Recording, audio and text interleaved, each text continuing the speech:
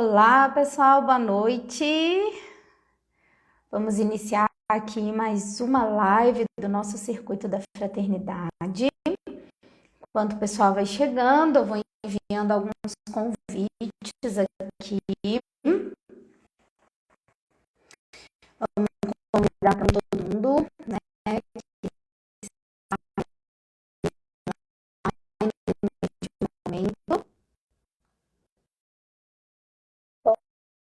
Boa noite.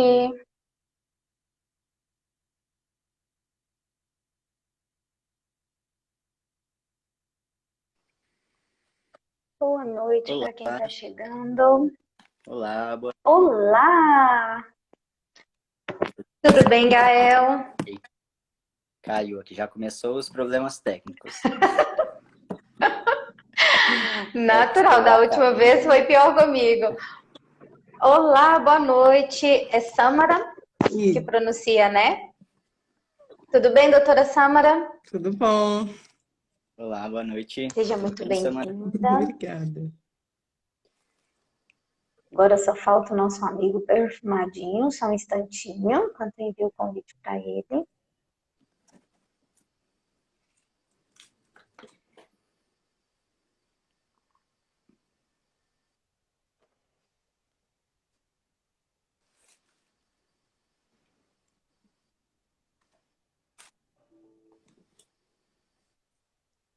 Ele deve entrar por aí. Bem, gente, já tem 10 pessoas aqui. Uma emoção, assim, uma felicidade muito grande, né? A gente iniciar essa live num momento tão importante, de uma discussão tão relevante.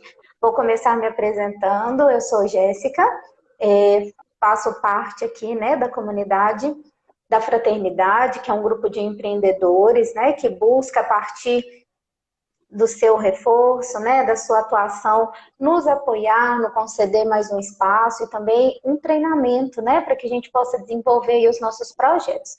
Meu projeto está também no Instagram, como Projeto Ser, com H, vocês podem ir lá depois para verificar e acompanhar a página que está no início. E, né, a partir disso, então, a gente tem um circuito de lives, cada semana com um tema relevante dentro da comunidade, né, LGBT, para que a gente possa ampliar aí as nossas discussões, tá? Agora sim, o Madinho chegou. Eu vou convidar, então, para se apresentar aqui agora, a doutora Samara, né, a nossa convidada aí super especial. Gente, antes deixa eu falar o tema da live, né? Olha só, eu pulando etapas aí. Perfumadinho chegou lá, boa noite. Boa noite! Hoje nós iremos falar, né, sobre a questão da proposta de lei, né, contra aí a pobreza menstrual, que foi vetada, né, pelo nosso presidente. E teve toda uma discussão em relação ao que isso significa, os impactos disso, mas muitas pessoas ainda não entenderam, né, nem a amplitude disso e nem o que realmente é esse veto para a nossa comunidade. Eu não digo nem só, né, de mulheres, mas para as pessoas que menstruam. E por isso a gente tem aqui também como convidado o Gael e Perfumadinho, né, que é o nosso Roberto aí. A gente está nas apresentações, eu chamei a doutora Samara para se apresentar e depois a gente passa para vocês dois, tá bom? Pode ir lá. Maravilha! Enquanto isso, eu estou compartilhando a live com todos os meus amigos. Pessoal, façam isso também. Boa noite, Me dei muitos pessoal. corações. Sou Samara. Vou estar aqui hoje participando com o pessoal para a gente poder ter essa discussão tão relevante, né, para a nossa sociedade, tanta gente que precisa. E eu sou médica da família e comunidade. Trabalho aqui no Rio de Janeiro mesmo. Mas sou de Natal. Excelente. Qual Que comunidade você Nordeste atua, arrasa, doutora? né? Oi? Você atua em qual comunidade no Rio de Janeiro? Eu atuei por 1 ano e meio na comunidade do bairro Carioca e atualmente eu estou numa zona chamada Juana Neri, que fica no Jacarezinho. Ah, interessante. Ah, então deve ter muita história para contar aí com relação à temática de hoje, né? Muito obrigado por se disponibilizar, né? Tirar um pouquinho do seu tempo para nos ajudar nessa discussão. Será um prazer. Exatamente. Vamos lá, então pode ir, Robertinho, por favor, se apresente também para o pessoal. Bem, gente, boa noite. Eu sou o Roberto Júnior, mas todo mundo me conhece como Perfumadinho. Eu tenho um negócio. Eu não menstruo, né? Eu sou um homem cis, mas fui convidado aqui a me intrometer nesse assunto por achar de extrema importância e por estar no mundo feminino, né? Nesse mundo há muitos anos, né? Eu tenho um negócio que é dedicado a mulheres há mais de 15 anos. Então, eu já vi muita mulher menstruar, né? Já sofri junto com elas, né? As cólicas, as mudanças de humor, né? As vergonhas, os preconceitos, né? As piadas. Então, eu acho que, apesar de não ser o meu lugar de fala, eu espero poder contribuir, né? Com as minhas perguntas, com os meus questionamentos, nessa discussão que é tão importante. Tá bom? Então, se eu falar alguma besteira, por favor, doutora, me corrija. Gael, você também. E você, Jéssica, também, tá? Pode deixar. Tamo junto. Gael, por favor. Bom, boa noite, primeiramente, né, a todas as pessoas. Agradeço novamente o convite, né, para participar. Meu nome é Gael, eu sou jornalista e também trabalho especificamente na Diversidade de Inclusão para empresas. Vocês estão me ouvindo? Acho que... Travou. Repete, por favor. Só Vou voltar então. Ouvimos até jornalista. Tá. E aí eu trabalho, né, como consultor de diversidade e inclusão e atuo, né, numa consultoria chamada Tecidas, que trabalha especificamente a entrada, né, de pessoas de grupos minorizados em empresas. Então, e atuo também dentro da militância, né, de LGBTQIA+, há alguns anos, e aí especificamente mais voltado para as pessoas trans. E sou um homem trans, né, então sou um homem que menstrua. Uhum. Já começamos aí, né, de uma maneira excepcional a pensar essa relação. Então, a primeira coisa, não é só mulheres que vão menstruar, né? E aí, logo entendendo um pouco, né, sobre essa lei, a gente vê justamente que no próprio texto tinha lá que ela era destinada para as mulheres. Mas existem outras pessoas que menstruam. Né? Existem esses homens trans que vão menstruar e que também vão precisar aí de suporte, muitas vezes, que podem se encontrar em situação de vulnerabilidade. Então, a gente tinha 4 eixos principais do público-alvo, né, que essa lei iria alcançar, que eram estudantes de escola pública, né, de baixa renda, mulheres em situação de rua, a população feminina carcerária e também adolescentes e jovens que estão em situação de medida socioeducativa, né? Que precisam, então, de ser amparadas com esse suporte aí contra a pobreza menstrual. Então, assim, é um assunto que a gente precisa refletir bastante, porque desde sempre a menstruação é um tabu na vida, né, gente? Nós mulheres aqui, eu, a doutora Sâmara, talvez, né, o Gael e antes, a gente passa por várias fases, assim, tem a vergonha, tem o medo, às vezes a gente nem sabe muito bem o que tem o medo, tem a vergonha, tem o constrangimento, a falta de diálogo que acontece, né, assim, acho que em todas as famílias. Eu, por exemplo, tive um momento de muito constrangimento, porque eu sempre vazava, porque ninguém nunca me ensinou a colocar o absorvente. Então, todas as vezes eu passava por esse constrangimento de vazar. E aí, quando acontecia na escola, era um terror. Mas eu, principalmente, né, ali no meu início da adolescência, era uma pessoa muito reservada e eu escondia a minha menstruação por muitos meses. Eu consegui fazer isso porque eu sabia que, né, eu iria ouvir muitas coisas ali, especialmente da minha tia, como virou mocinha, e aí parece que você muda de status, não sei para que status é esse, né, que eles querem dizer com isso, mas aí você passa a ser exposta. E eu não queria essa exposição de maneira nenhuma, então eu consegui esconder. Mas aí o que fez justamente, né, ter que dizer, eu precisava de absorventes. Eu precisava de itens básicos de higiene que eu não podia mais pegar escondido da minha irmã, porque não era toda vez que eu estava na casa dela. né? Enfim, usar outros recursos ali. E aí eu tive que dizer. Então, pensar, né, essas pessoas que estão em situação de vulnerabilidade é ainda mais intenso esse problema, né? É ainda mais acentuado essa necessidade de tudo que passa.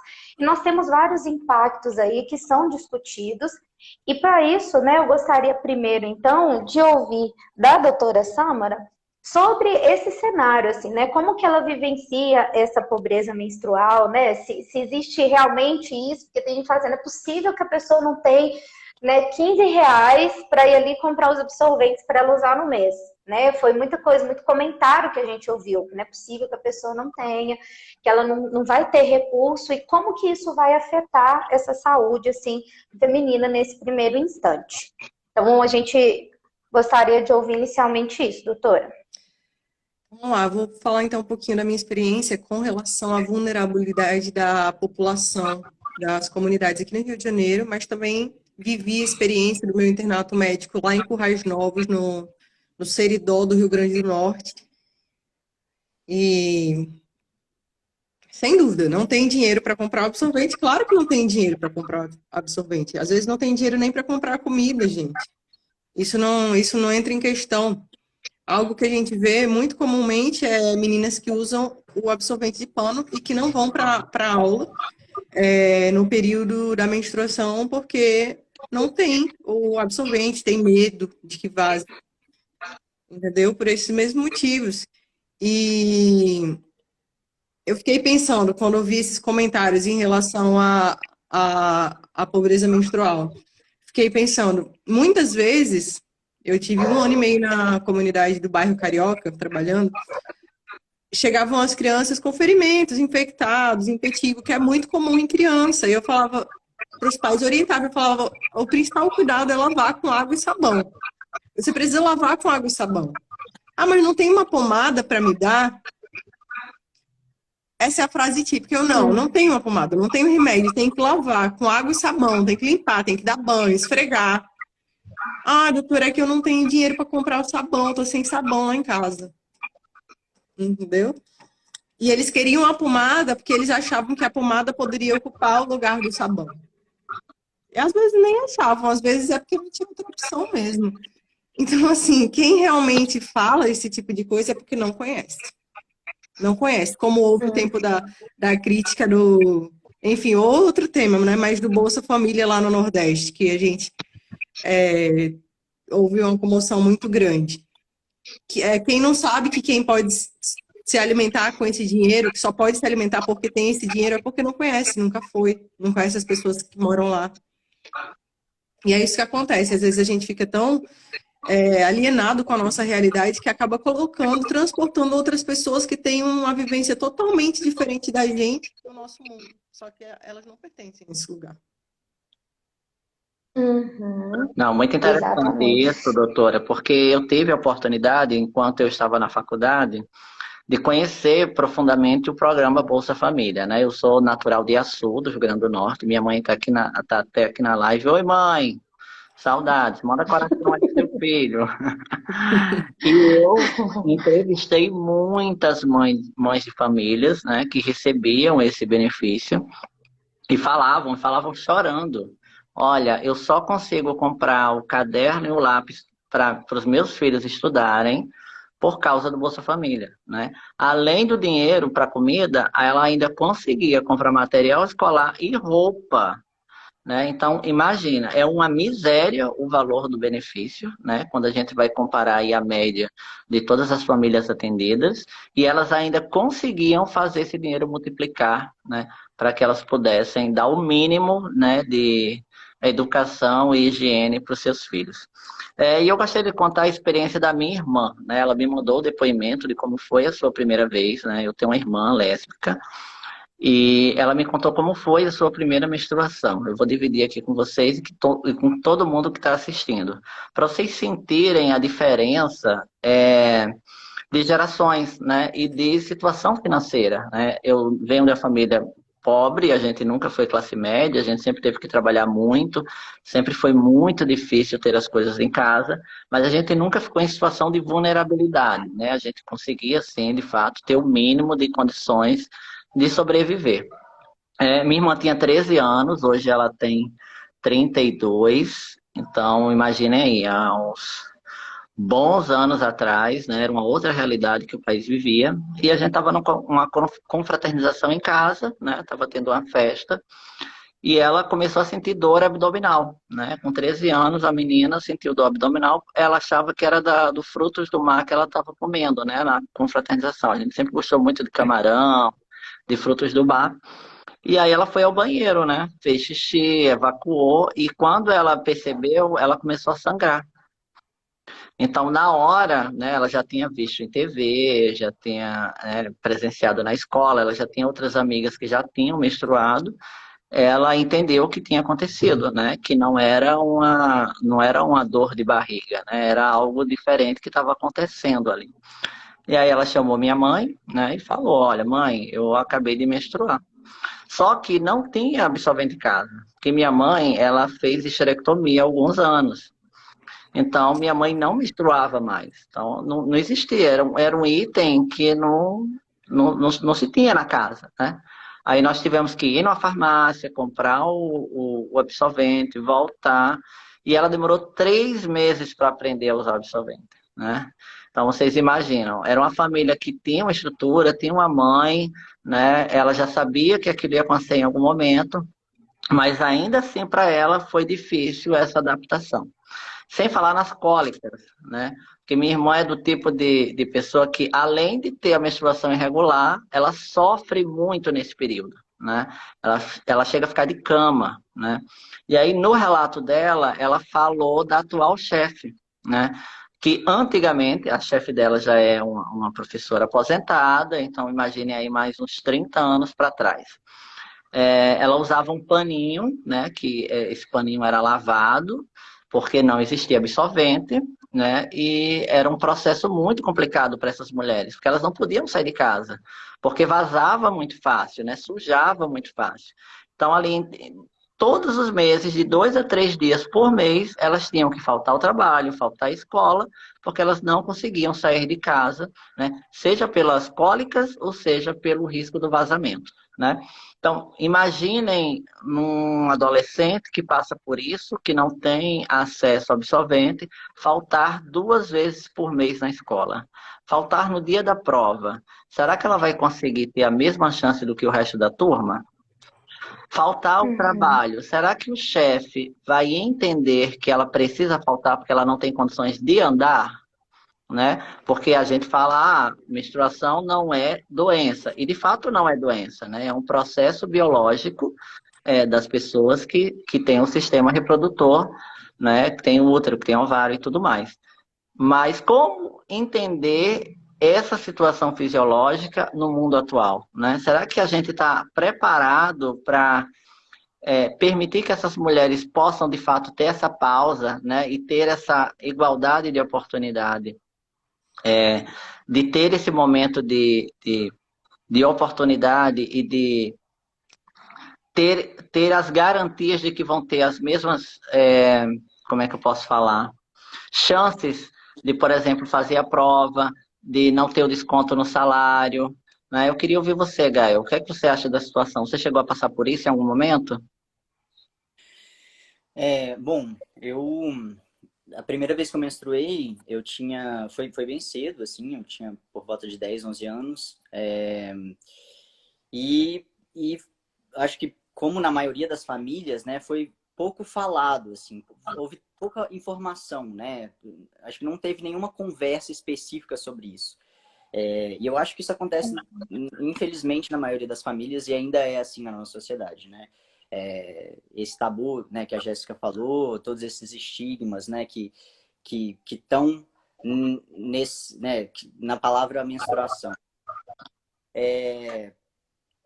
Para mim foi um processo, não foi ruim, assim, porque tem muitas pessoas que relatam que a primeira vez é muito ruim, né? Principalmente homens trans, né? Que é um período muito difícil, assim. Para mim foi bem tranquilo, eu também tinha pouco sangramento, nunca tive muita cólica, mas eu senti muito esse processo, né, de ser um assunto que não é falado, né, um assunto que tem essa vergonha junto, né, se você tá menstruado, você não pode falar, tipo, pede um absorvente e fala baixinho, né, todas essas questões que estão aí, né, juntas da menstruação e que eu acho que faz parte, né, de uma construção social que a gente tem, porque a gente está numa sociedade patriarcal, né? Então, por ser um processo biológico, né, e a gente ter sido construído para ver isso de uma forma quase como suja, né? A menstruação é uma coisa suja que tem que ser escondida, né? Que é um processo ruim, assim. Então, infelizmente, a gente tem isso na nossa socialização, né? As pessoas que foram socializadas, que tiveram essa socialização feminina, né? E aí, homens trans e pessoas não binárias entram nisso, e aí eu tô aqui para relembrar também, né? Essas outras pessoas que menstruam também, que são invisibilizadas. E claro que isso vai acontecer, né? Porque a população de homens trans e de pessoas não binárias já são invisibilizadas, enfim, O tempo todo, né? normalmente na nossa sociedade, né? Então, você aprofundar nessas vivências, né? E colocar essas pessoas como pessoas que menstruam também, que tem que ser falado, que tem que ser discutido, é mais invisibilizado ainda, né? Então, eu acho que eu tive para mim foi muito tranquilo, assim, mas eu não posso falar como representante dos homens trans, porque na verdade os relatos que eu ouço, né, de outros homens trans é que a menstruação é um pior momento, assim, é horrível passar por aquilo. Muitos inclusive fazem a esterectomia, né, para não menstruarem mais. E porque eu acho que tem esses estigmas desse lugar negativo, né, que a gente tem construído na nossa sociedade. E isso só é assim porque homens cis não menstruam, né? Se homens cis menstruassem, a gente não estava aqui falando sobre isso, né? Se homens cis menstruassem, a gente já teria essas políticas públicas acontecendo, a gente já teria distribuição de absorventes e outros produtos higiênicos, né? Isso não estaria sendo discutido dessa forma aqui. A gente só está discutindo porque é uma questão secundária, né? Colocado como algo que não precisa ser discutido, é uma questão, né, de segunda importância. Então, acho que o primeiro ponto... E tem um ponto importante, essa Gael, só uma aspas nessa sua fala, que é assim, um ponto secundário e que é referente à mulher.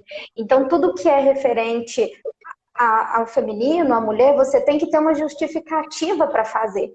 Porque só a necessidade por si só não basta. Você tem que explicar o porquê precisa, você tem que, né, embasar tudo aquilo ali, provar que realmente é uma parcela significativa que precisa e que merece, que por aí vai, devido a esse, né, patriarcado aí instaurado e já estabelecido na nossa sociedade de uma maneira tão cruel. Acho que tanto para mulheres quanto para homens, como você está trazendo aqui, que causa danos para ambos os lados, né? Exatamente. Eu acho que é isso. A questão primária disso é a gente se informar melhor, discutir mais abertamente sobre isso, né? E até pelo lado médico também, né? Acho que a doutora Samara está aqui dando esse ponto de vista muito importante, né? De uma questão que é saúde pública, né? É uma questão que tem que ser inserido como uma questão de saúde pública, não tem como. Enfim, acho que é isso. Tem um ponto importante que, assim, a demanda de uma política pública, ela surge quando se percebe uma grande necessidade sobre o assunto.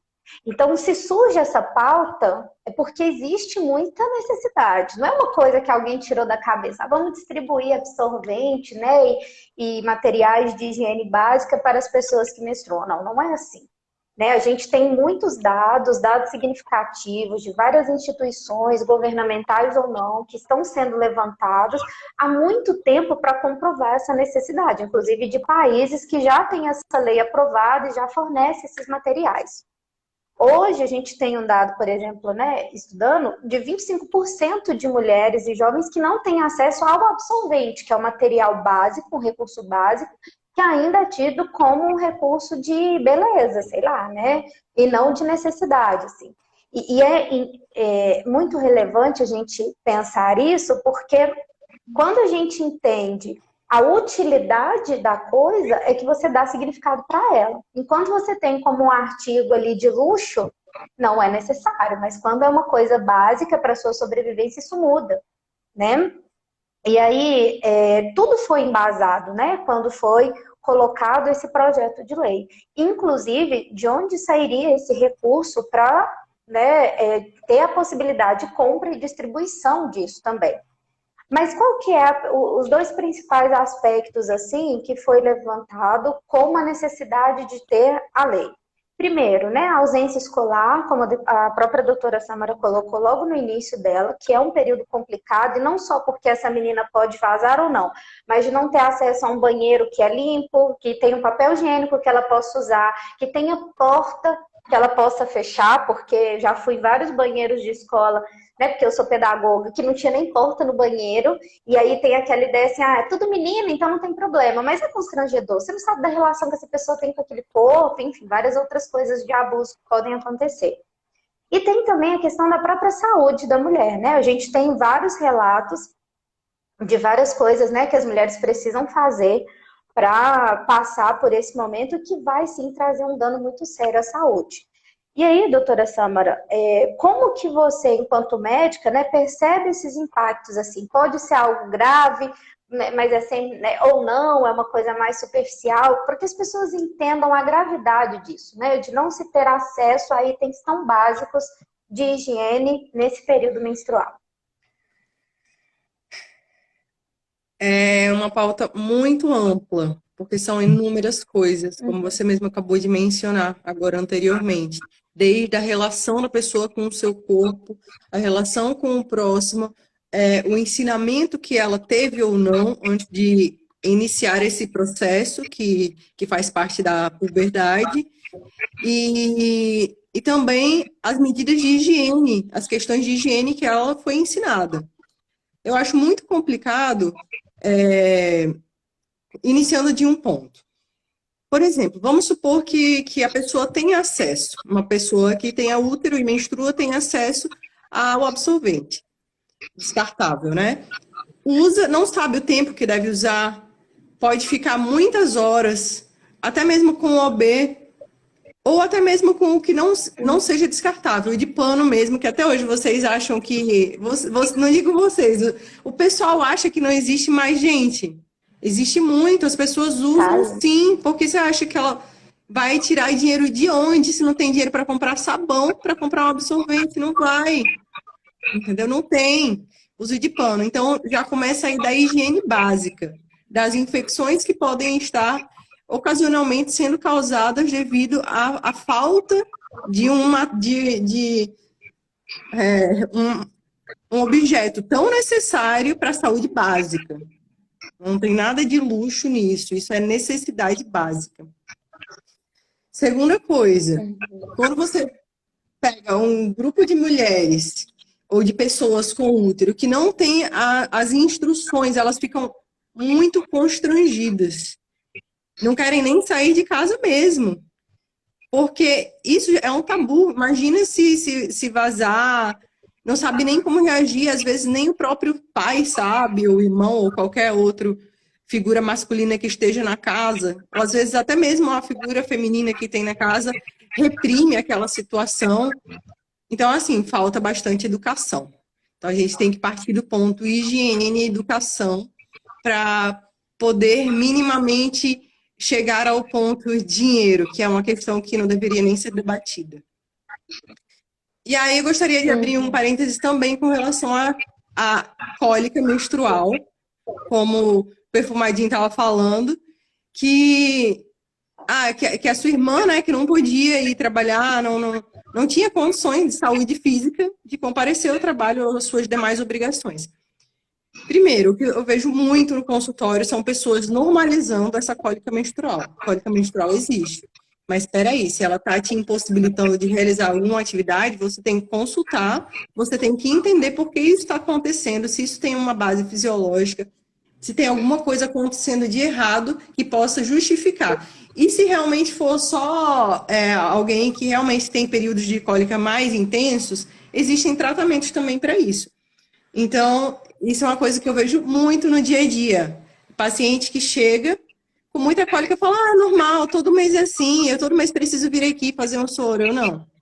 Vamos partir do ponto que não é normal. Pode acontecer e precisa ser investigado e tratado, ou os dois.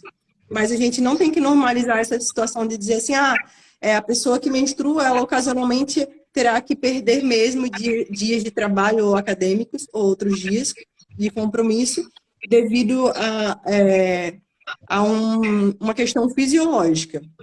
A menstruação é fisiológica, sim. A cólica menstrual de grande intensidade não tratada não é fisiológica, é patológica, precisa ser investigado e tratado. Então, eu acho que a gente tem que... São muitos pontos, assim, que realmente nem se conversa, porque já é tido como entendido.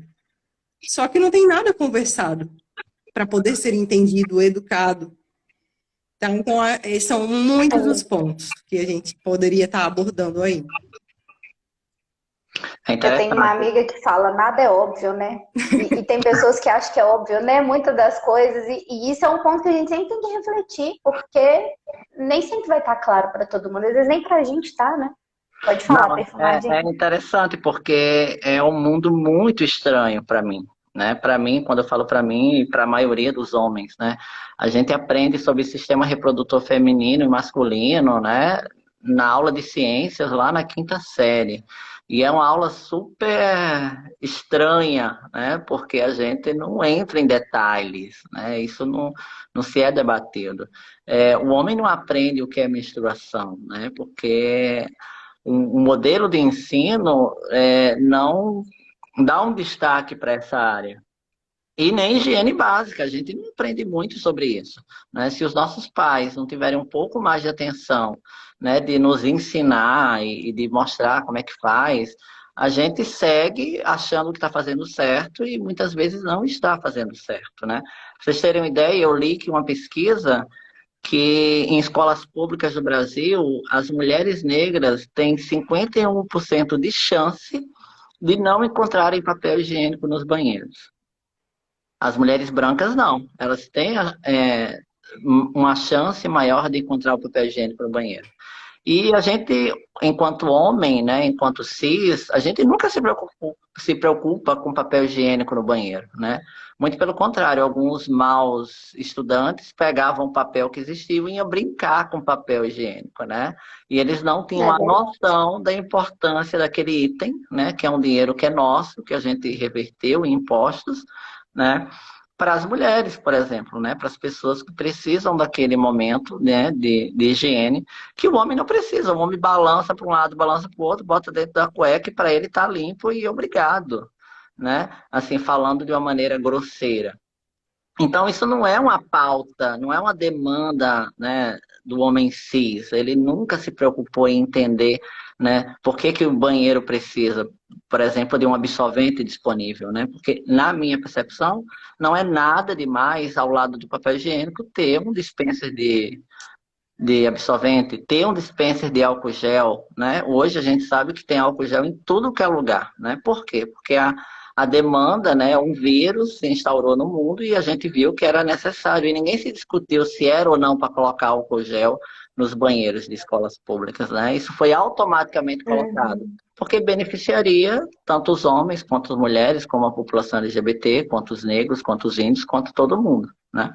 Então, como você falou, Jéssica, quando o direito é para a mulher, o negócio é mais complicado, né? Tem que ter muita luta, né? Tem que ter muita briga, né? Tem que ter muita justificativa.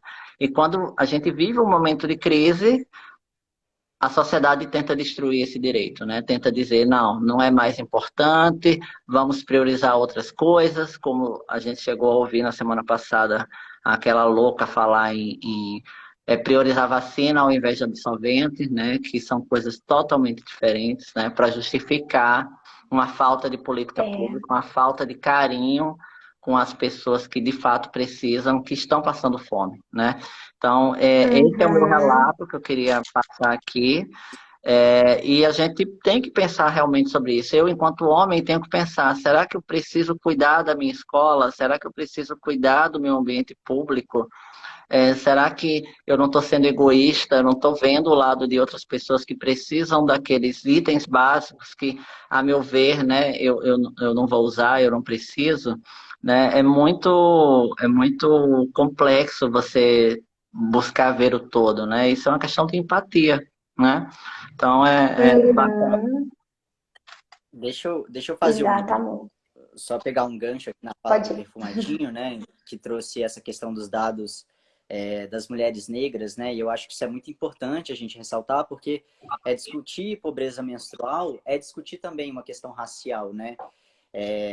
Da gente pensar quem é a maioria dessas mulheres que está sendo afetada, né? Que estão aí em situação de vulnerabilidade, pobreza, que não tem acesso, né, a esses itens que a gente está falando, e que são as mulheres negras, né, e que no Brasil a gente tem, né, essa questão muito forte dessa desigualdade, da desigualdade, enfim, financeira estar ligada com uma questão racial, né.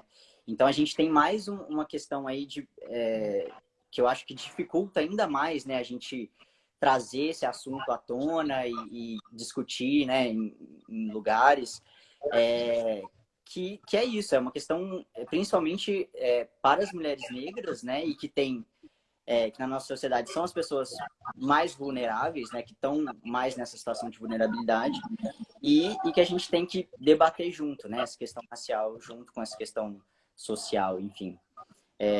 Eu acho que é um ponto que a gente tem que focar também, né.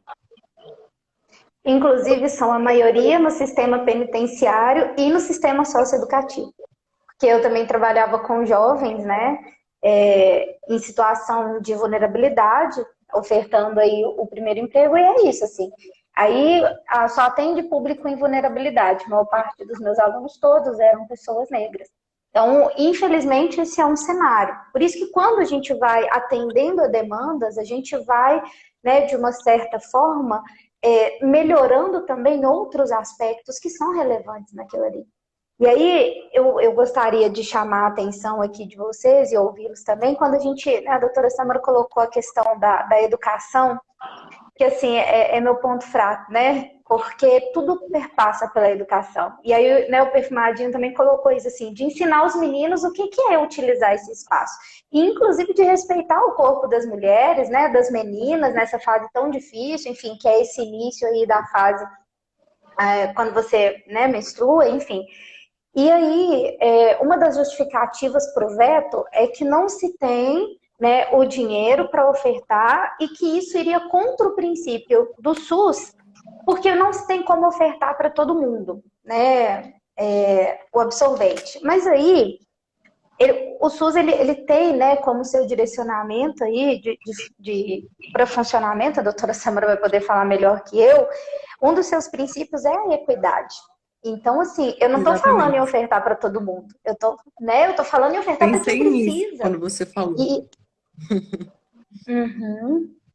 Porque aí você já vai afunilando essa necessidade.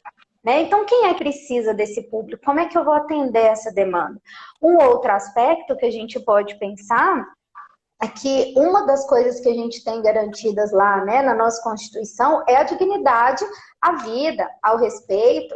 E quando a gente fala disso, a gente está violando esses princípios.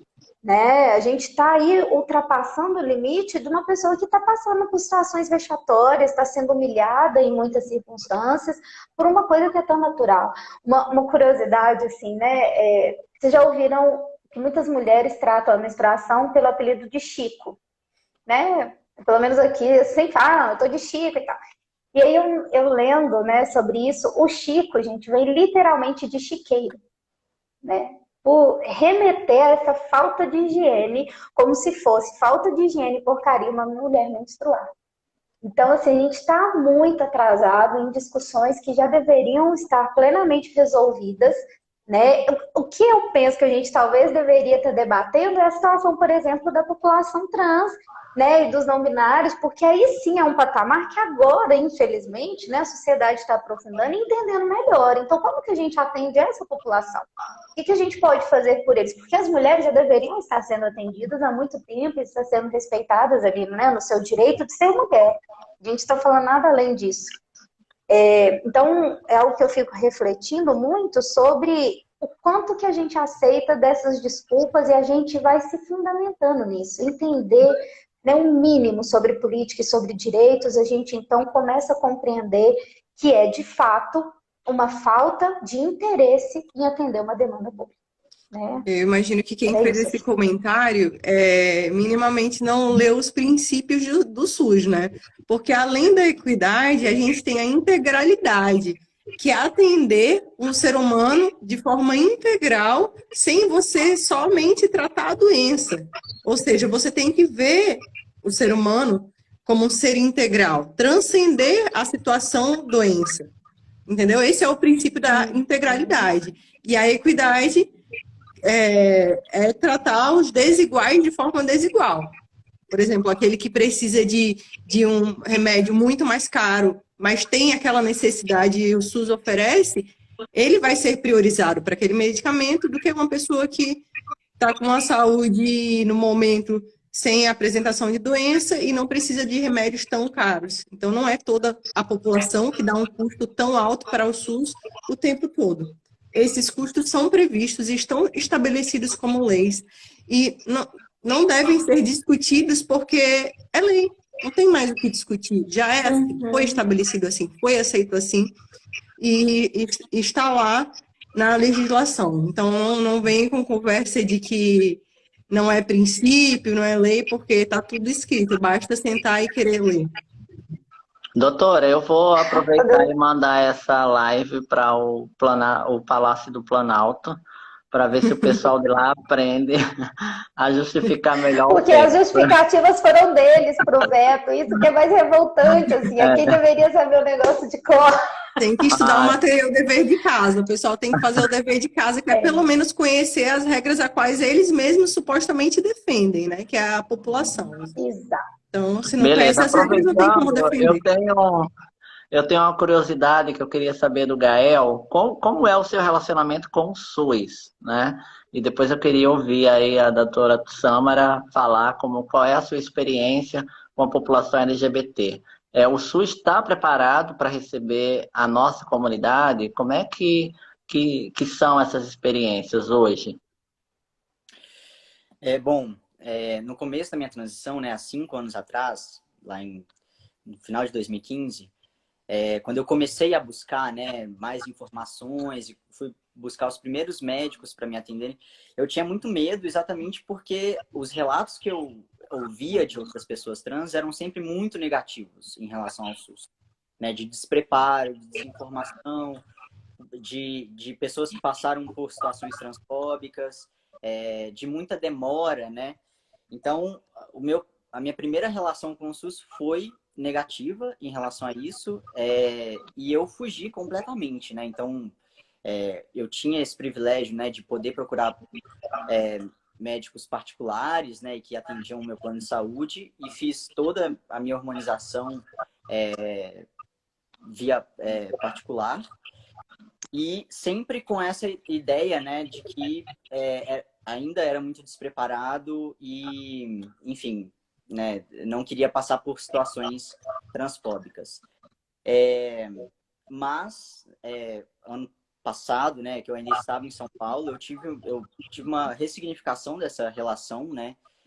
Lá em São Paulo já tem algumas políticas públicas mais avançadas voltadas para a população trans, e isso a gente vê também no SUS, né? Já tem UBSs lá, que são centros de hormonização, então né, em diferentes bairros, então tem mais de uma em São Paulo, específico, com médicos preparados e capacitados para atenderem corpos trans, né? Então, pensando desde hormonização até cirurgias, e aí também tratamento ginecológico para homens trans e urológico para mulheres trans, e outras questões também, acompanhamentos psicoterapêuticos, né, psicológicos.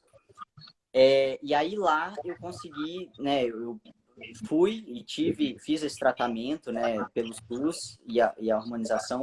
Inclusive, eles disponibilizam o hormônio, né, a testosterona também, gratuitamente. Mas eu vejo que isso é muito ainda fechado em São Paulo, sabe? Eu não sei também falar em outros estados, mas eu imagino, porque São Paulo realmente é uma referência, assim, então tá mais à frente. Aqui em Belo Horizonte a gente tem um ambulatório trans, né? Então, especificamente voltado, mas ainda tem, a gente ainda tem essa questão, né, de terem espaços específicos para essa população, né? Médicos especificamente capacitados para atenderem a gente. Então, dificilmente isso vai acontecer de uma forma geral, né? Se uma pessoa trans chegar lá né, for atendida em um hospital por outras razões, por exemplo, eu ainda não acho que essa pessoa vai ser atendida da melhor forma possível, sabe? Eu acho que ainda tem muito que, enfim, evoluir. E eu acho que, principalmente, falar, né, da saúde da população trans e da população LGBTQIA+, de uma forma geral, nos cursos de medicina, né? Enfim, conheço vários médicos que falaram, olha, eu nunca estudei sobre isso. Eu nunca estudei sobre as questões relacionadas à população trans, né? Então, eu acho que isso tem que ser voltado mais para capacitação médica também, né? E saúde, acho que de uma forma geral. Então, foi isso. Eu acho que, né, eu ressignifiquei essa relação. Acho que tem questões acontecendo, acho que a gente está evoluindo, mas acho que a gente tem muita coisa pela frente ainda, né? Acho que a preparação tem que ser geral e não específica, sabe? Acho que eu vejo muitos relatos, né, Gael, sobre os homens trans que às vezes engravidam em algumas situações e como é constrangedor para eles esse processo de pré-natal, de parto, de realmente assim não ter um mínimo de estrutura, nem de receber, nem saber como trata, nada disso, né? Porque falta às vezes uma coisa muito básica, assim, de realmente buscar essa informação. É tudo muito novo, né? Infelizmente, porque, né, a população LGBTQIA+ existe desde o início dos tempos, mas só agora que a gente está aberta a discutir, a pensar essas necessidades e demandas. Mas tem muitas coisas, né? Como a doutora Samara falou no início, assim, é tanta coisa para a gente discutir. Por isso que é tão importante a gente pensar o nosso papel enquanto cidadão, sabe? E a gente pensar assim, o que eu posso fazer hoje, qual que é a minha demanda de agora, para humanizar esse processo e tornar melhor, tornar menos doloroso, né? Tornar mais acessível o que as pessoas precisam, né? Todas elas, né? De todas as violências que a gente sofre. Eu, por exemplo, eu troquei de ginecologista há um tempo atrás, você falando nisso, porque ele era extremamente, assim, homofóbico, sabe? Enquanto eu sou uma mulher bi, enquanto eu estava namorando um homem, eu chegava no consultório, ele me perguntava como ele estava, enfim, um tratamento maravilhoso, né, tudo lá anticoncepcional que eu precisava, de orientação. Quando eu cheguei no consultório e falei que estava com uma mulher, ele não teve reação, né? Ele falou assim, não, mas vamos colocar de novo Dilmirena, porque você pode mudar de ideia, e aí se você engravidar. Eu falei, mas a questão não é essa, assim. E às vezes eu queria questões básicas, perguntas e algumas dúvidas específicas, e eu sabia que ele não iria me responder, até o dia que eu não quis voltar mais. E agora eu já encontrei uma médica, assim, que foi muito interessante, eu e a Ana levamos algumas questões, e ela nos respondeu prontamente. A gente conversou justamente sobre isso, tipo, como que ela teve a estrutura de nos responder. A gente até falou, ela deve ser lésbica, porque para ter essa condição de nos responder, de ter essa humanidade, de entender que é uma outra relação, né? Então, eu queria aproveitar aí a deixa. Pode falar, Gabi. Eu ia só comentar em relação a isso, né? Quando a gente tem experiências boas com médicos, parece que é uma exceção, né? A população LGBTQIA+. E isso é muito triste, né? Porque, na verdade, enfim, não deveria, né? Aproveitando a sua deixa aí, até para falar sobre o quanto nós estamos despreparados para lidar com a população trans, é realmente algo assustador, que a gente, na endocrinologia, isso não é tão abordado. Inclusive, falando na comparação entre Rio de Janeiro e São Paulo, nesse aspecto no ambulatório de trans, a gente aqui realmente encontra uma dificuldade no referenciamento, quando a gente quer referenciar para algum lugar. Até mesmo para pegar os hormônios, como você mesmo falou, que tinha essa facilidade, tinha um acesso. Realmente, eu concordo plenamente. Eu sei que aqui no Rio de Janeiro existe um ambulatório, mas em uma de nossas grandes referências da endocrinologia, eu soube que há muita homofobia por colegas residentes de lá, que disseram, eu queria aprender mais, rodar mais pelo ambulatório de trans, eu fiz endocrinologia para isso, e não tive oportunidade, porque eu tinha tutores e staffs que não queriam, simplesmente não queriam destinar tempo a isso. Infelizmente, a gente sofre e tem que carregar as consequências dessa sociedade, dessa cultura, que é o patriarcado mesmo. Né? É o que a gente vem colhendo aí. E eu queria que fosse diferente também, e eu acho que até onde a gente pode, a gente tenta fazer diferente. Com relação à população trans, existe uma dificuldade de você encontrar um bom referenciamento, de eu dizer assim, não, vamos lá, vou te encaminhar para um ambulatório muito bom, lá tem tudo, os médicos são bons. Realmente, eu vi até que aqui a Roberta está aqui na live, e eu tive uma paciente que era uma mulher trans e precisava de encaminhamento para a transição. E a Roberta veio até me perguntar como que a gente fazia. Eu falei, nossa, Roberta, agora você me pegou, que ela era da minha equipe lá, da comunidade, né? E eu falei, nossa, Roberta, agora você me pegou, porque é tão ruim esse acesso, a gente é tão pouco explicado de como que a gente vai... São muitos processos, né, que a gente tem que lidar em medicina da família, porque é a saúde de todos. Mas aos pouquinhos a gente acaba com a experiência também aprendendo um pouco sobre cada processo. Mas realmente esse foi um processo que eu achei que deveria ter mais ensinamento. Nós deveríamos ter sido ensinados de forma melhor, para saber como conduzir em relação à parte técnica mesmo, médica. Quando eu entrei, agora um outro parênteses, que é um parênteses até que eu considero positivo, com relação à população LGBTQIA+, existe essa questão que eu encontrei até mesmo dificuldades de fluxo mesmo, de como conduzir a paciente para que ela pudesse encontrar médicos que lidassem com essa transição de uma forma legal.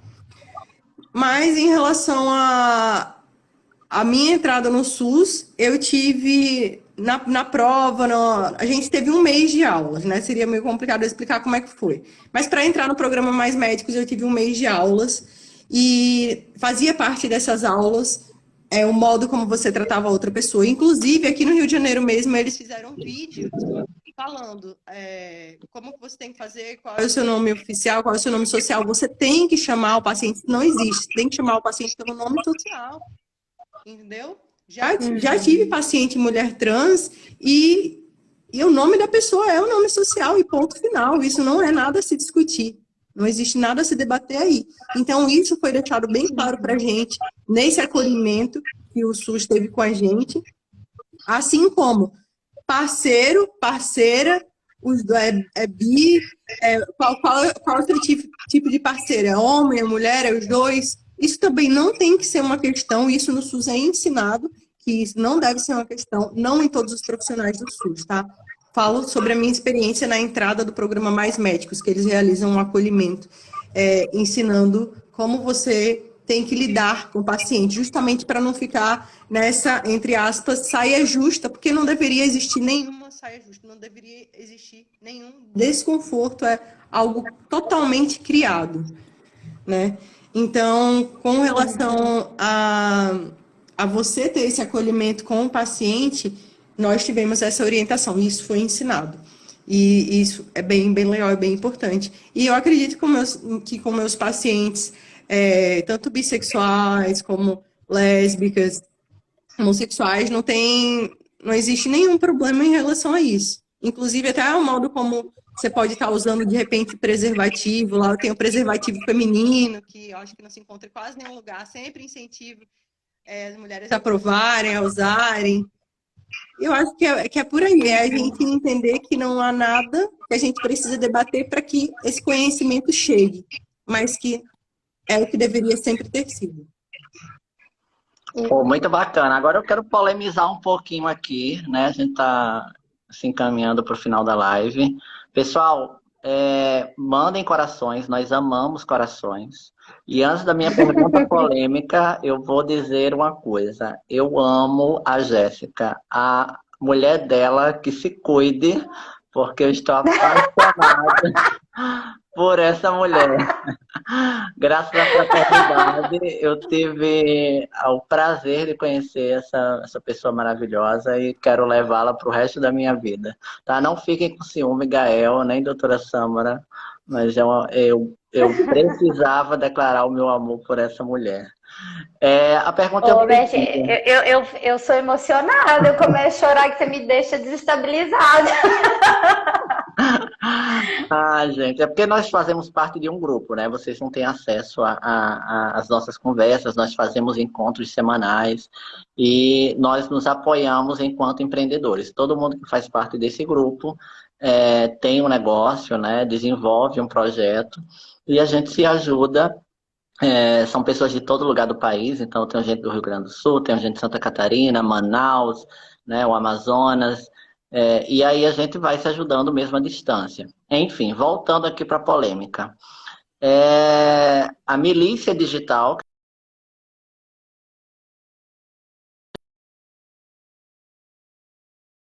o governo da esquerda, né, que foi no passado, já tinha vetado esse mesmo projeto de lei, né, o Haddad, que foi prefeito de São Paulo. Então a Câmara Municipal fez a proposição dessa lei para a capital de São Paulo e o prefeito, né, o Haddad, enquanto prefeito, vetou a lei, né? E também a Dilma Rousseff, enquanto presidente, não deu benefício fiscal de isentar o absolvente, né, o imposto do absolvente, não transformá-lo em item essencial, né?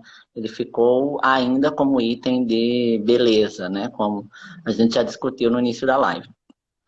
E aí parte do governo atual, que a gente sofre, né, com ele, usou isso como justificativa para não aprovar hoje esse projeto, né? Disse, olha, vocês estão batendo no governo dito de direita, né? Mas lá no passado, o governo de esquerda também não aprovou, né, esse projeto. E aí eu queria ouvir de vocês o que vocês acham desse argumento. Vocês acham que esse argumento é válido? Vocês acham que justifica a não aprovação desse artigo da lei hoje? Bom, Joguei no vento. Quem quiser responder, responda. jogar a bomba, né? Pode ir, Gael. Bom, eu acho que a gente falou um pouco aqui sobre como que a gente está imaturo. A nossa sociedade ainda é imatura para discutir essa temática, né? Eu acho que, enfim, independente de governo, né? Eu acho que não se justifica, respondendo sua pergunta, eu acho que não se justifica. Mas eu acho que, independente do governo, ele vai refletir como esse assunto está sendo discutido na sociedade. Se a gente ainda não criou uma maturidade, né? Isso não está sendo discutido e refletido, acho que como a gente teve dessa vez, né? A gente está tendo um debate público sobre isso está sendo levado, né? De uma forma muito mais visível, assim, né? O que a gente teve essa semana. Eu acho que isso vai se refletir também nessas decisões públicas, assim, né? Então, eu acho que a gente teve um avanço e eu acho que, espero, né, que a gente consiga passar esse projeto de lei. E eu acho que, devido a ter essa visibilidade maior dessa reflexão pública também, né, eu acho que pode pesar, né, na decisão. Mas acho que isso independe de governo. Eu acho que é de acordo com essa maturidade dessa discussão na nossa sociedade, assim, sabe? E a gente está tendo uma maturidade maior, né? E a gente tá vendo isso sendo refletido e acho que isso vai ter uma, né, alguma interferência, eu espero. Sim, sim. Eu gostaria de falar, doutora Sâmara? Eu tenho só uma resposta para essa tolice, na minha opinião. Saúde, artigo 196. 196 é um direito de todos, é um direito humano e dever do Estado. Não tem mais nada para falar sobre isso. Maravilhoso! Era justamente tudo que a gente precisava, né? Assim, eu fiquei muito feliz com o resultado da live. Acho que fez, né, refletir vários pontos aqui, até fazendo um apanhado, que é o nosso papel enquanto cidadão, né? Dessa busca de informação, da importância da educação, que é a primeira coisa de tudo, né? Inclusive para que a gente consiga evoluir as nossas discussões. E de como é importante a gente ter esse conhecimento integrado e de perceber todas as faces, né, da nossa sociedade, porque nós somos uma única sociedade e nós sim impactamos a vida uns dos outros o tempo inteiro, né? Agradeço muito a participação, o chat aqui está bombando, né? Com várias indicações, declarações de amor. Já teve com a doutora Sâmara, agora teve com o Gael aí. Ainda bem que o Robertinho se declarou para mim, também te amo, viu, Robertinho? Minha amada não colocou nada aqui no chat. Fazer o quê, né? Mas já finalizando, eu gostaria que vocês pudessem, né, se despedir, assim, agradeço em nome da fraternidade, né, o Gael, segunda vez que aceita o nosso convite, é uma honra poder dialogar com você, assim, acho que é muito bom ter pessoas tão humanizadas e que estão aí na militância, que aceitam essas discussões, porque a gente precisa levar essa informação, né? A doutora Sâmara, que no meio da agenda de médicos, a gente sabe que é uma loucura, aí agora veio o I Love You, tá vendo, né?